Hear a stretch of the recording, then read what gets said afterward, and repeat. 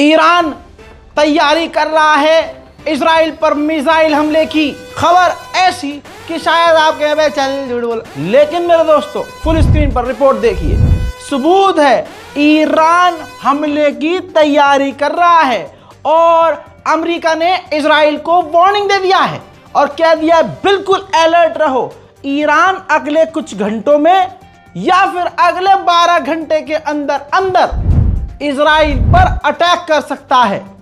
अभी अगर इस रिपोर्ट पर आपको यकीन नहीं तो फिर अगली रिपोर्ट पर आप क्या कहेंगे, जिसमें ईरान ने अपने एलाइज से कह दिया है कि हम इजराइल पर हमला करने जा रहे हैं और अपने एलाइज को बता दिया है कि हमले का स्ट्रेंथ कितना होगा, कितना बड़ा हमला करेंगे और हमले की पावर क्या होगी। हालांकि मेरे हिसाब से ईरान को यह सब बताने की ज़रूरत नहीं थी कि कितना बड़ा करेगा और कैसे करेगा और क्या करेगा, क्योंकि इजराइल पहले से ही और इजराइल के साथ साथ इजराइल को बचाने के लिए अमेरिका, जर्मनी, फ्रांस, ब्रिटेन सब के सब मैदान में उतरे हुए हैं। तो ये सिर्फ वो वाला हमला कहलाएगा कि बस मुंह बचाने के लिए, इज्जत बचाने के लिए हमला, तो ईरान को ये बताना नहीं चाहिए था। दूसरी बात ये क्लियर है, अमेरिका ने क्लियर कट साइन दे दिया है, रेड अलर्ट जारी कर दिया है और नेतन्याहू ने भी वार्निंग जारी कर दी है। नेतन्याहू तो भाई साहब फौरन कैमरे के सामने आ गया और अपने ही इजरायली लोगों को साफ कह दिया कि आपको हमारे आदेश का पालन करना होगा, हम सबसे खतरनाक जंग का सामना कर रहे हैं और ईरान ने हमको इस जंग में ढकेला है। यानी खाया पिया कुछ नहीं, बेचारे पर इल्जाम लग गया 12 आना। आप समझ रहे हो, ईरान ने नरसंहार नहीं किया, नरसंहार किसने किया? लेबनान में, गाजा में, फिलिस्तीन में नेतन्याहू ने। और कह रहा है कि हमें इस जंग में घसीटा है किसने? ईरान ने। नेतन्याहू ने क्लियर अपने लोगों से कह दिया है कि जितनी जल्दी हो सके बंकर में जाएं, छुप जाएं, अपने आप को बचाएं, इकट्ठा ना हो। सुनिए। אזרחי ישראל, אנחנו בעיצומה של מערכה נגד ציר הרשע של איראן. אמרתי אתמול שאלה ימים של הישגים גדולים ואתגרים גדולים. הישגים גדולים כי סיכלנו את נסראללה ואת צמרת הפיקוד שלו ואת התוכנית של חיזבאללה לכיבוש הגליל. אנחנו נחושים להחזיר את תושבינו בצפון בבטחה לבתיהם. אבל מנגד, אתגרים גדולים. מה שאני מבקש מכם זה שני דברים. אחד, להישמע בקפדנות להנחיות פיקוד העורף, זה מציל חיים. ושנית, לעמוד יחד. נעמוד יחד איתנים בימי המבחן שלפנינו. ביחד נעמוד, יחד נלחם, יחד ננצח. उधर अमेरिकी इंटेलिजेंस ने एक तरह से नोटिस जारी किया है इजराइल को और ईरान को धमकाया भी है। अमेरिकी इंटेलिजेंस ने कहा कि अगर ईरान ने हमला किया तो उसके परिणाम ईरान को बुरे भुगतने होंगे। साथ में यह भी कह दिया है कि ईरान पूरी तरह से इजराइल पर हमला करने की तैयारी कर रहा है। उधर इजराइल के मंत्री ने तो साफ कह दिया है, ये देखिए ट्वीट किया है कि हमें इंतजार नहीं करना चाहिए कि दुश्मन हमला करेगा, बल्कि हमें उससे पहले उस पर हमला करके उसे 100 साल पीछे धकेल देना चाहिए। 2 दिन पहले ही नेतन्याहू ये भी कह चुके हैं कि अगर ईरान ने हम पर हमला किया तो हम ईरान की न्यूक्लियर फैसिलिटी को तबाह कर देंगे। रिपोर्ट ये भी आ गई है कि ईरान 3 जगह हमला करेगा, जो कि इंटेलिजेंस हेडक्वार्टर है तेल अवीव में, दूसरी जगह है मिलिट्री बेस और तीसरी एक जगह अभी क्लियर नहीं हुई है। लेकिन अगर 2 जगह मुझे पता चल चुकी है तो सोचिए अब आपको पता चल गई। जब आपको पता चल गई तो मूसाद पहले से कितना तैयार होगा।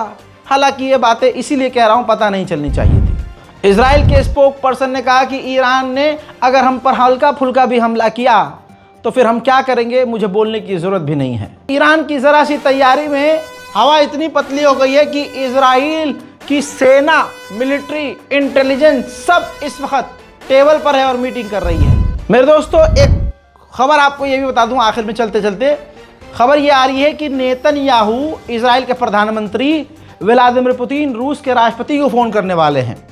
बस इतनी खबर है, इसके आगे कुछ नहीं बताया कि क्या मकसद है, क्यों करेंगे। लेकिन मेरा मानना ये है कि ईरान को रोकने के लिए नेतन्याहू पुतिन से कहेंगे कि भैया अपने साथी, अपने दोस्त को ज़रा पकड़ो, शांत करो, बिठाओ कि हम पर हमला ना करें। हजरात मोहतरम, ख़तरा आपको मजाक में दिख रहा है, लेकिन ख़तरा बहुत बड़ा हो गया है इजराइल के लिए। इतना बड़ा खतरा कि अमेरिका, फ्रांस, ब्रिटेन, जर्मनी, इन तमाम इजराइल के साथियों ने अपने अपने ऑफिसर्स और अपने ऑफिशियल लोगों से कह दिया है कि फिलिस्तीन और इजराइल के अंदर आप जहां जहां भी हैं, फिलिस्तीन और इजराइल आप जहां जहां भी हैं वापस निकल जाइए, खाली कर दीजिए। वहीं अमेरिका ने अपने तमाम साथियों से, आस पड़ोस के देशों से भीख मांग ली है कि जब ईरान हमला करेगा तो आप सब मेरा साथ दीजिएगा, हम अपनी नाजायज औलाद इजराइल को बचाएंगे और उसकी ईरान की मिसाइलों को रोकेंगे।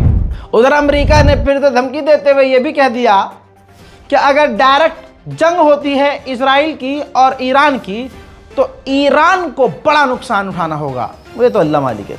सिर्फ अभी ईरान ने जंग की तैयारी और हमले की तैयारी की है और उसकी रिपोर्ट आई है कि भाई ईरान तैयारी कर रहा है।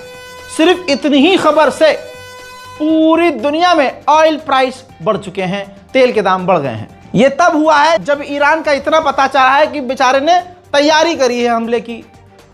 और दूसरा यह हो गया है कि अमेरिका के स्टॉक मार्केट भी डाउन हो गई।